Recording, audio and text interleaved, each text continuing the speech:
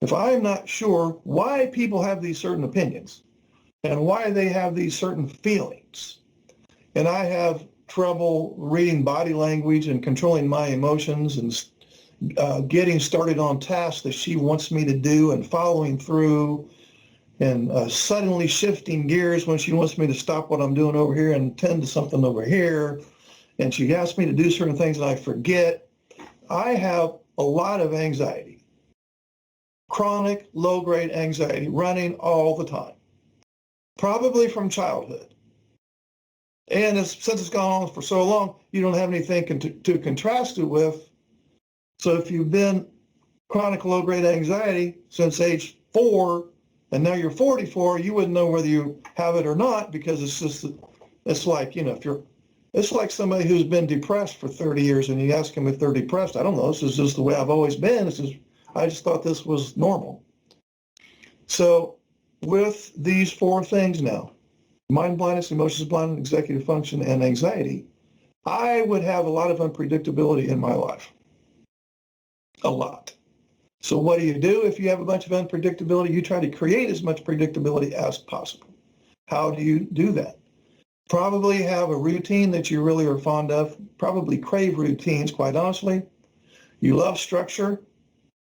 You have rules, some of which are hidden rules that you're aware of in your head, but maybe you don't necessarily share it with anybody.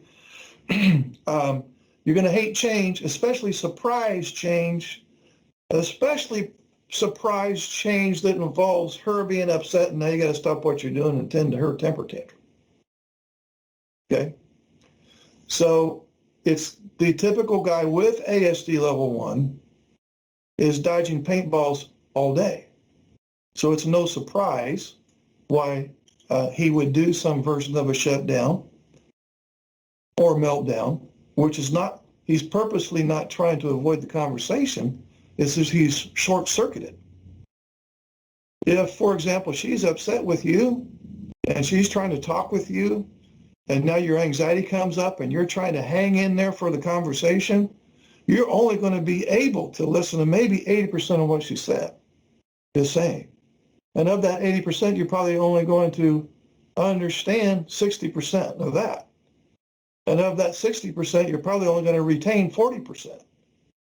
And of the 40% you retain, you're probably only going to follow through, assuming she's asking you to do something, with maybe 20% of that. So she has wasted a lot of time and energy delivering a message that gets lost. And she thinks, man, I get hardly any return on my investment of time or energy. And that's why she's mad. With mind blindness, don't understand her opinions, and you just cannot figure out why she would have a certain perspective on something, she is justifiably going to download that as he doesn't care about my opinion. He doesn't appreciate my point of view. She's going to download it like that, which gets you in trouble. And I understand, it's understandable why she would do that. Honestly, she's doing the best that she knew how to do given the circumstances. I think for the most part, her heart was in the right place. If you have emotions blindness, you don't understand her feelings, she's going to download that as he doesn't care about my feelings. If you have some of these executive function deficits, for example, maybe the working memory thing, and she's asked you to do something and you have agreed to do it, and then later on you forgot to do it, she's going to download that as the things that I ask him to do are not important. His special interest, his work's more important than what I'm asking him to do or need him to do. And with anxiety, the way you try to reduce your anxiety in the heat of the moment is do some version of a shutdown or meltdown. And she's going to download that as, we'll use the shutdown as the example, where you bail out the conversation and you may not even speak to her for 2 or 3 days. She will download that as, he doesn't want to work on our problems. He doesn't care that we're having issues. And so the problems are just piling up there in the closet, and we can't work on anything. And so she's going to download that falsely as well.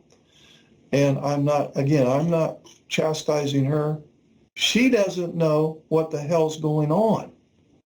unless she's been following some YouTube videos and doing a lot of research, which I'm guessing many of your NT wives are fairly up to speed on this stuff. And if they're not, share this video with them, because then they will be. It's nobody's fault. You didn't sign up for, if you have ASD level 1, you didn't sign up for it, but I have to say the same thing about her. Her false assumptions, which she's made all over the place. I can't fault her because you looked like a skunk, you smelled like a skunk, you walked and talked like a skunk, but you ain't no skunk. I'm using that as an example. You're not a skunk. But you get my point, right? See, here's the deal, guys. With ASD level 1, we can simplify it and call it a disorder of social and emotional skills. When it comes to dealing with people where there is a requirement to have high social skills. So she's way up here. She's emotionally and socially and super intelligent. She's way up here with social and emotional skills. She's way up here with social and emotional needs. You're down here. Your social and emotional intelligence is low. Your social and emotional skills are low. Your social and emotional needs are way low. I'm not calling you stupid. You're probably smarter than me. But you make up for that because you're high in logic. That's your saving grace. And there's a lot of more positives that come with ASD level 1 than negatives that don't. If you have ASD level 1, a male with ASD level 1, you will have more skills than some NT males. You'll be able to think in pictures. You'll be able to systematize. You'll be great with logic. The list goes on and on and on. But on that note, sometimes the logical brain can be overly logical. And an overly logical brain, which you probably have done this sometimes, is an overthinking brain. And an overthinking brain is a brain that will tend to get stuck on one detail and have a hard time seeing the big picture. So it's not altogether a saving grace, but the other 90% of the time your logic is. So she's way up here with social and emotional intelligence. You're kind of way down here. You're high in logic. She has some logic, of course, but she's not up there with you. And I'm not saying you have no social skills, and I'm not saying you have no emotions. That's not what I'm saying. But I'm saying when it comes, you probably function fine at work. You probably, by all rights, pass as a neurotypical in most other domains of life. But when you deal with her, that's when you're at your weakest, because you're dealing with a significant other where a high level of social and emotional literacy is required. You're at your weakest with her, trying to relate to her. And you're especially at your weakest with her when you're trying to engage in some kind of conflict resolution. She, again, was trying to do the right thing. She thought she was doing the right thing. She was desperate to recruit you back in to be the team player and to connect. But as her method, though, ends up driving you away, so she's getting the opposite effect as what she wanted. She's actually pushing you away when she was trying to pull you in. And you may have experienced this, which happens after this little chase goes on for a period of time. She stops chasing. She stops chasing. And then now you're really in trouble because her resentment is through the roof. And then you have the thought, doesn't matter what I say or do, it's never good enough. I want to make her happy. I can't make her happy. She's never happy.